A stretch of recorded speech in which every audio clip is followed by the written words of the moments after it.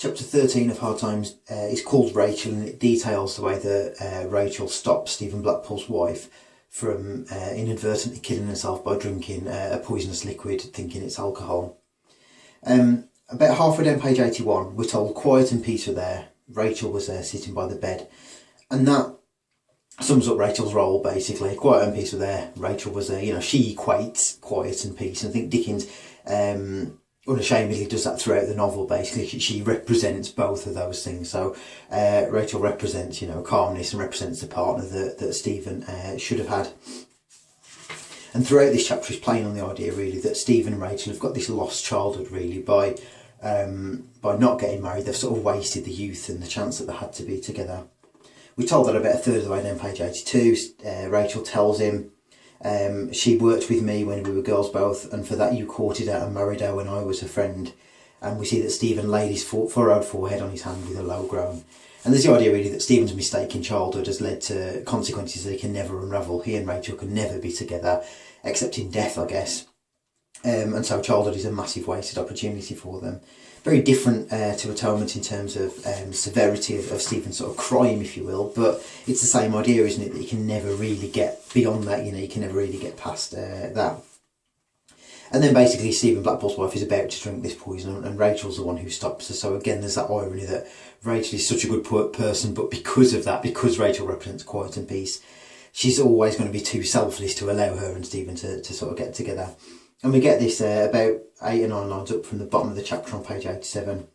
Stephen says, I will try to look to the time, and so I will try to trust to the time when thou and me at last shall walk together for a way beyond the deep gulf and in the country where thy little sister is. So Rachel's little sister has died, and Stephen says basically that in death they'll be together. And very much in the same way that in Atonement, Bryony allows Cecilia and Robbie to be together even though they've died, and in the story we get the same idea here with Stephen, the idea that, you know, you can only sort of return to childhood innocence at that time of death, and in Stephen's death in book 3 that's very much what we do get. And then chapter 14 is called The Great Manufacturer, and it's about time passing on, really. Dickens basically says that for all of the machines in Coketown, time is the biggest manufacturer of them all. So this is great for looking at growing up and maturity, which often is the focus of these questions. So the third paragraph down on page 88, we're told time with the innumerable horsepower worked away, not minding what anybody said, and presently turned out young Tom as a foot taller than when his father had last taken particular notice of him. So time basically is the biggest machine of them all. Dickens is using that metaphor to say that ultimately, whatever industrialism thinks that it's done, we're still under the control of God and under the control of time. You know, man can never be great enough to control those things. That time is ultimately the biggest machine of all. There's a sense of inevitability here, isn't there, that time is working this machine. So Gregorine thinks he's in control, but actually he's at the behest of a machine as well, and everything that he's done in the sowing will then come out in the reaping. We're told about Sissy's sort of, again, you know, Sissy's sort of changing.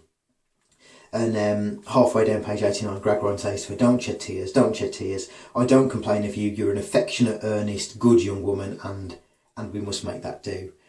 So again, Dickens is using that tone really to be quite sarcastic. We've got affectionate, earnest and good, that list of 3 adjectives to describe Sissy, which ultimately are, you know, 3 of the highest compliments that can be paid to a character. But then that's contrasted with the very end of what Gregorine's saying, which is the pause and we must make that do. So again, Dickens is pointing out that irony, that these 3 incredibly high compliments are actually seen as not being very much at all. We must make it do. They're not the things that are valued in Coketown. However, at the bottom of 89, Dickens is hinting at that change in Gregorine. He's hinting that Gregorine maybe isn't as simplistic as we may have first thought. We're told somehow or other he had become possessed by an idea that there was something in this girl which could hardly be set forth in a tabular form.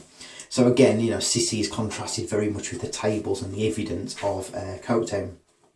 Top of page 90, it's mentioned again. He was not sure that if he had been required, for example, to tick her off into columns in a parliamentary return, he would have quite known how to divide her. So it's that idea that Dickens has been playing on all the way through, that humans aren't divisible into numbers and into hands and into objects.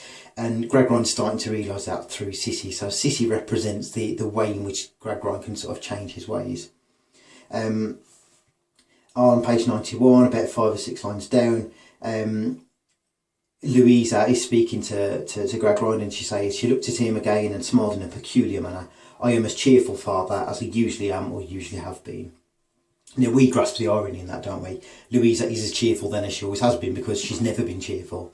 But obviously Gradgrind doesn't quite grasp that irony. So we get Sissy on the one hand, who's starting to change things, Louisa, who is still sort of confined to this system, and Gradgrind can still not quite grasp what he's done. He still can't quite sort of see what's happened.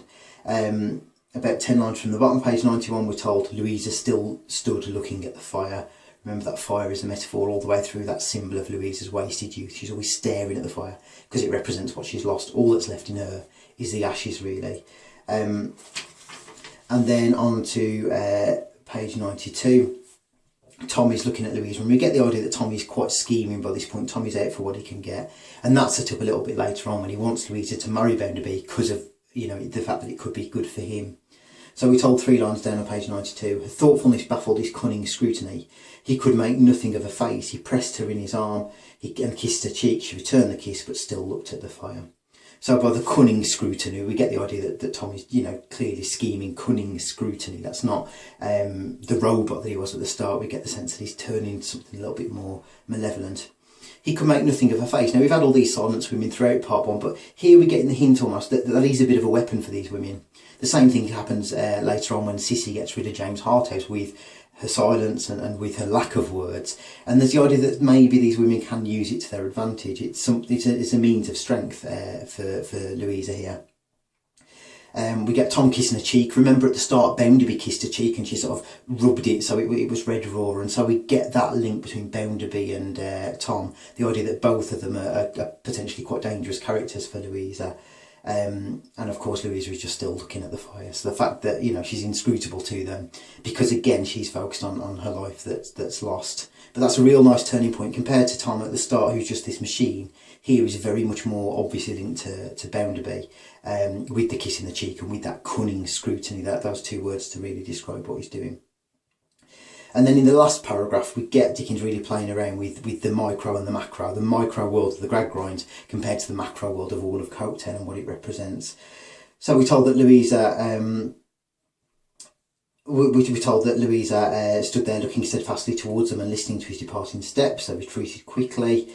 And then we're told it seemed as if first in her own fire within the house and then in the fiery house without, she tried to discover what kind of woof Old Time, that greatest and longest established spinner of all, would weave from the threads that it had already spun into a woman. So again, we get the idea of Louisa looking into fire in the home and then the fires of Coketown. So the 2 things side by side.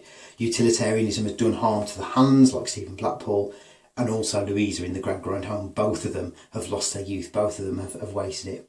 But we're told right at the end, but his factory is a secret place, his work is noiseless, and his hands are mute. Possibly foreshadows Stephen's silencing, you know, when he's trapped down the mine and can't, you know, speak to justify his own innocence, and then also in death.